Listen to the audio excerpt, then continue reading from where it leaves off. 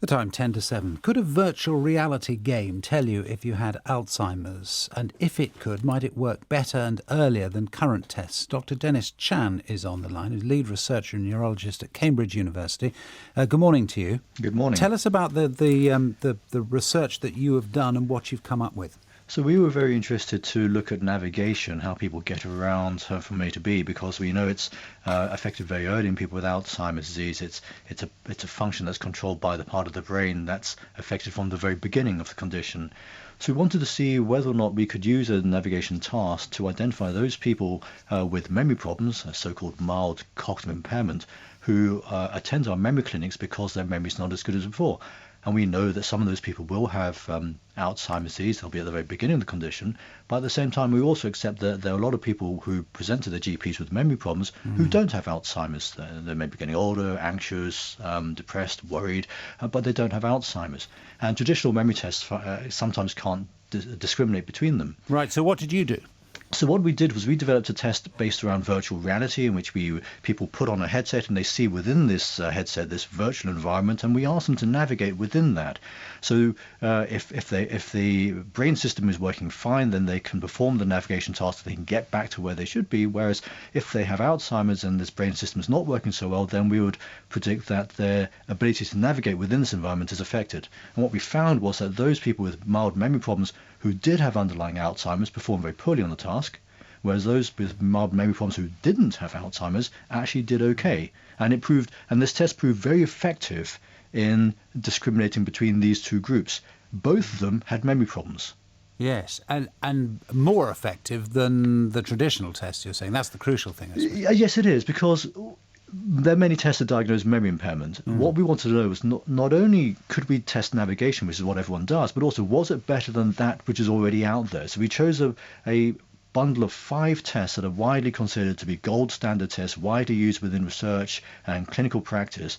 And to our pleasure, I suppose, we found that our navigation test was much, much more effective at discriminating between these two groups of patients. And pretty easy to do, too. Fairly easy, and actually quite pleasingly, what we found is when we ask people to do it, they think it's quite fun. I mean, VR is fun. That's, of course, why it's used in the games industry. And asking people to navigate around these simulated environments, akin to what they do anyway, is something that comes very naturally to us. And so when we ask people afterwards for their experience, invariably they would say, actually, that was quite enjoyable. It is very interesting. Right, and does it mean then, potentially, that we could find out, all of us, whether or not we have Alzheimer's at a younger age than with the other normal test, the test we do at the moment? Well, that's something we are researching right now, go on to get memory problems. We're now studying right now whether or not we can pick up Alzheimer's before people even develop memory problems. We think that's going to be the case. I can't answer that question yet. That's work in progress. But given other research that we've done, and also others, we believe this could well be the case. Yeah, so when there were effective treatments, as we assume there will be, let's hope sooner rather than later, then the tests, in a sense, your part of the equation would already be there. Yes, that's right. And what we want to do is we want to be rather proactive. In other words, we don't want to wait for people to have problems and see their GP and then see specialists and whatever, because that's reactive. We're behind that proverbial curve. What we want to be doing is using technologies like apps or VR prospectively to identify changes in people's everyday behavior, the way they navigate, the way they talk, the way they sleep, in advance of them developing symptoms, using new tech to do that in a way we've never been able to do before. And then that gives us that first signal to say, actually, there may be a problem.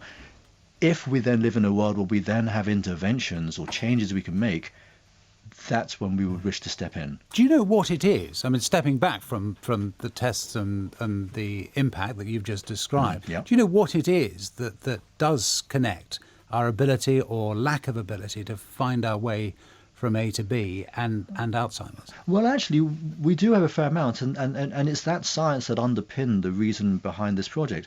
So we have a fairly sophisticated knowledge of the brain cells within this within this region of the brain, in the temporal lobe, that actually govern where we are in the world.